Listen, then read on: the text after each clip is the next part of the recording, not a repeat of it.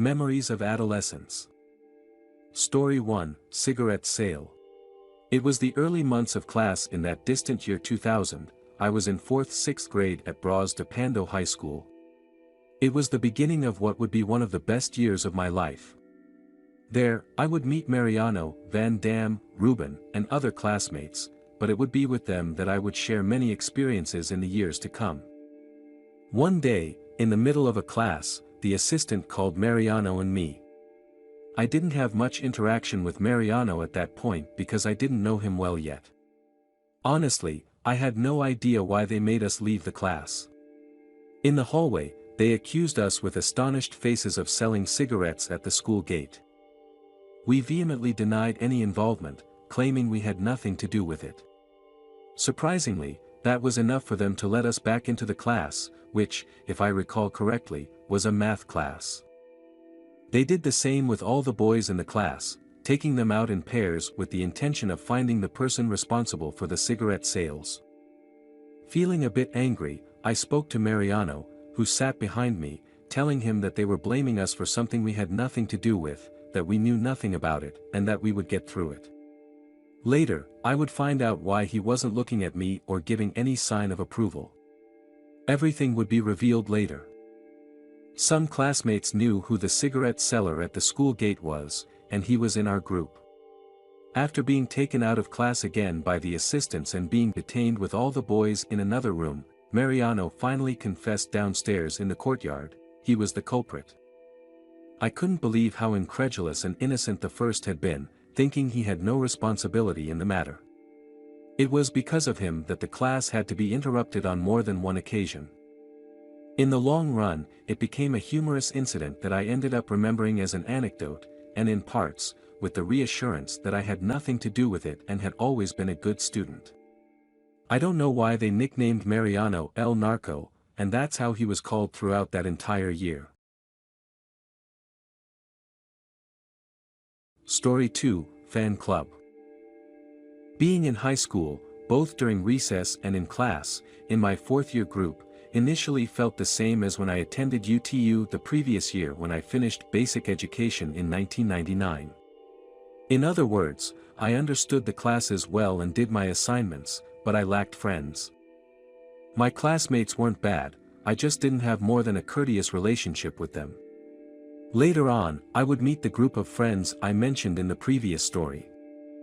I always thought that, despite not having a group of friendly or esteemed friends due to sometimes heavy jokes and talking behind each other's backs in an ugly way, I finally had friends. While only 3 of us were students, the rest didn't care about studying. That didn't take away from how much fun we had joking around during breaks, laughing ourselves to tears, sometimes greeting new people, and talking about music. In the final remnants of MTV in the early 2000s, before it turned into the trash it became later on, bands and artists that marked that era with more than one hit were shining. These were topics of conversation, especially with my friend Ruben. He and I were fans of Red Hot Chili Peppers, a band I still listen to. It was the time of Californication, but there were also pop artists like Britney Spears, Christina Aguilera, Robbie Williams, as well as Aerosmith, Offspring, Molotov, Cypress Hill, Eminem, Limp Bizkit, all the new metal bands. We styled our hair in spiked fashion with gel, and we wore wide-legged pants. Undoubtedly, beautiful memories. That vibe I felt, perhaps typical of adolescence, would bring more pleasant things. It might be something very simple, but I valued it throughout my life, and I will always remember it. At first, the one who attracted the most attention from girls was Van Dam. Imagine that moment, we were 14 or 15-year-old teenagers with hormones going wild. It was the time before cell phones, love letters, friendship notebooks, calling each other on the phone and hoping that the one we liked would answer. I won't forget when Fat Pamela sent a love letter to Van Dam, which he had on him. She talked about knowing that she wasn't a top model and other nonsense. Reading the end of the letter, I saw that they mentioned me so that I would know that her friend, Fat Pamela's friend, liked me. The letter said something like, "My friend, the one who wears a long skirt, likes your friend, the one with a mole and wearing a Fila sweatshirt." At least say hi to her. I never knew who the one in the long skirt was, but who knows what religion she belonged to. That was the first time I knew that someone liked me, something that was real and I had never experienced before, and it really felt like a nice sensation. Mariano had already told me about it before that, but I didn't believe him much until Van Damme called me on the phone to tell me something important, laughing. He said he would tell me in school when I returned because I remember I was absent for a few days due to the flu. When I returned, I met with them. Mariano laughed and said, "You have a fan club." It amused me how he said it, but I downplayed it. Over time, I found out about the girl in the skirt, who wasn't bad, she was pretty. As the high school year went on, I would learn about other girls who liked me or would approach to ask my name. Things that lasted so fleetingly. This story might become very long, but to sum it up, I just want to say that there is nothing like the genuine attraction from them towards you. All those beautiful memories that someone else might dismiss as just adolescent things, I saw more as a sincere act from those girls towards me, a truly genuine attraction compared to the negotiated attraction one sees in adulthood today.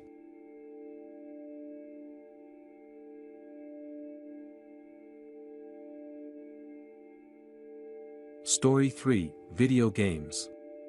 Trips to the play and the cricket. After high school hours, we enjoyed going out to explore and wander through the streets of Pando. We used to go to the main square, taking advantage of the free hour. We would hang out there for a while and then head to the gym class in the other square, the sports square. Other times, we stayed in that sports square, passing the time by playing a soccer match, 3 against 3, or engaging in any other activity since there were various courts and games with more people. We had a lot of fun. But we also liked going to a video game store called Play and Kids, which we affectionately dubbed L Play. In that year, I would be living in the frenzy of the PlayStation 1 with its unforgettable intro when you turned on the console. That characteristic sound gave, and still gives, a sense of the future. Playing there with what were my friends at the time, I would discover legendary games like Winning 11-4, Marvel vs. Capcom, Duke Nukem, a Street Fighter that I don't quite remember well, something polygonal in style, and many others, including one that would become my favorite saga years later, Resident Evil 3 Nemesis. Another place we used to frequent was El Grillo, a spot with arcade machines, pool tables, and foosball. Perhaps this story is even simpler than others and lacks any eerie elements, but put yourselves in the mindset of teenage boys who enjoyed gathering on beautiful afternoons, either engaging in sports or playing video games.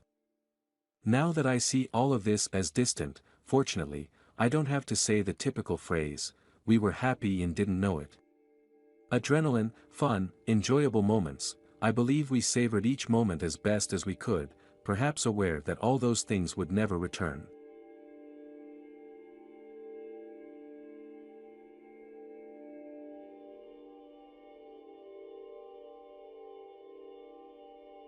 To all those who accompanied us during that time, whether they were friends, classmates, teachers, some, not all, some admirers, the fans, and any character from that era, thank you very much for being part of one of the most enjoyable times that, even though they will never return, I will remember forever. If you enjoyed these audio stories a lot, it's possible that more similar ones in this style and theme may come.